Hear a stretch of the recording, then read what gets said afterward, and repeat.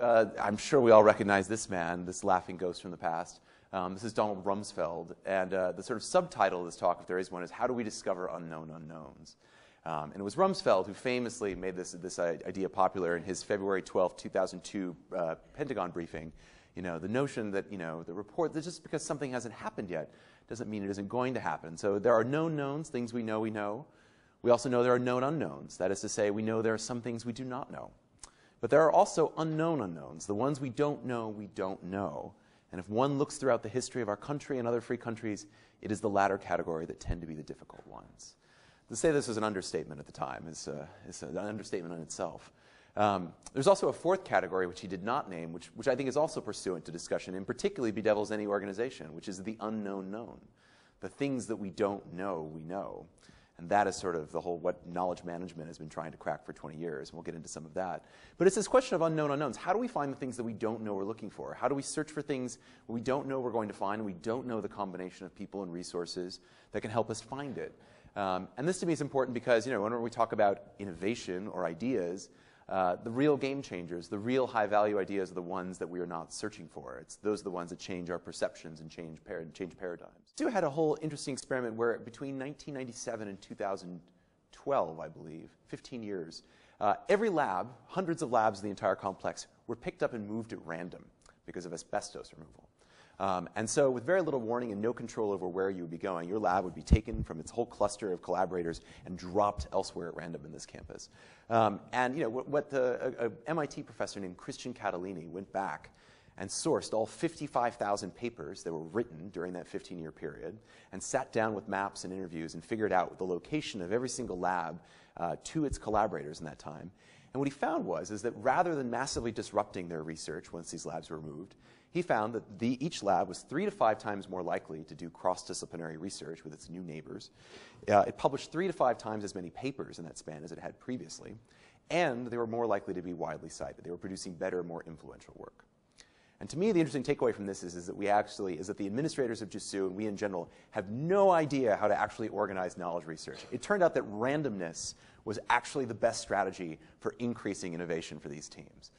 And so what does it say? How are we actually supposed to deal with this? And this is of course, a shot from JSU. The one unanswered question of this is how much role did space play in their actual productivity of this?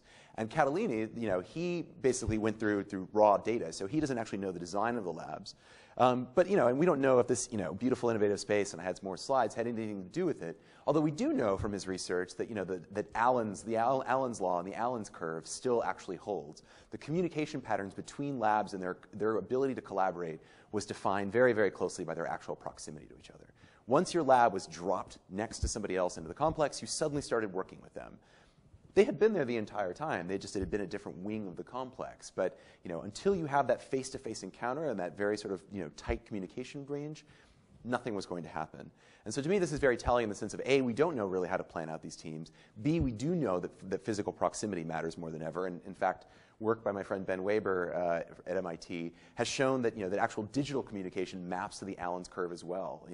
You will not be emailing someone on the other side of the world unless you've really met them face to face. You are in fact more likely to be emailing or Slacking or whatever communication tool you want to use with someone who sits within 6 to 60 feet of you. All of those tools conform to that. And so, to me, the whole question comes down to the word serendipity, right? It was serendipitous that these labs were dropped in next to each other. And serendipity, of course, has played a major, major role in all sorts of scientific innovations. In fact, plays, I think, an everyday role in the discovery of ideas. We are constantly, unlocking this tacit information in our heads and trying to basically make it visible. And of course, the most famous example of serendipity is Alexander Fleming with penicillin in 1928, inventing the entire new field of antibiotics, probably the greatest invention of the 20th century. And that list of serendipitous inventions goes on. I mean, the Nike waffle sole, Kevlar, Teflon, huge swaths of medicine and chemistry, industrial chemistry, come out of totally serendipitous accidents.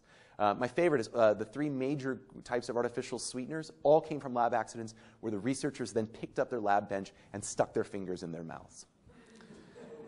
The original trial of saccharin is that apparently the scientists who found it took 10 grams of it to see if it would kill them. And instead they passed it right through and it was fine. And stuff goes on like this. IBM discovered a whole new class of polymers recently where they made a lab error and came back and found overnight that the pestle was stuck in the jar and had completely solidified. So this sort of goes on. And to me, what's interesting about serendipity in this is that we have really no way of quantifying it, right? We know that discovery plays a vital process in this, and we know that there's all sorts of illegible ways of actually doing discovery, but nothing in efficiency or productivity measures or any of those metrics allow us to actually acknowledge serendipity. And so, of course, the word comes from Horace Walpole. It's a fascinating, weird word, serendipity. Coined in 1754, vanished for 100 years until his letters were published. It wasn't until the 1930s that the word actually came into vogue to really start describing the discovery of new ideas. And so, what I'm using for is I'm staking my own claim on what serendipity means. A lot of people will tell you what serendipity is or isn't. These days, we use it really to refer to happy accidents. And it's the title of rom-coms with John Cusack and Kate Beckinsale. And my favorite is, what is it? It was on the cover of a Victoria's Secret catalog once, completely unexplained. I mean, I think most people just think of serendipity as a happy word. Well, I want to argue what it is. Serendipity is not magical. It has nothing to do with cosmos or fate or any of that. Serendipity is where good ideas come from. It is partly that process.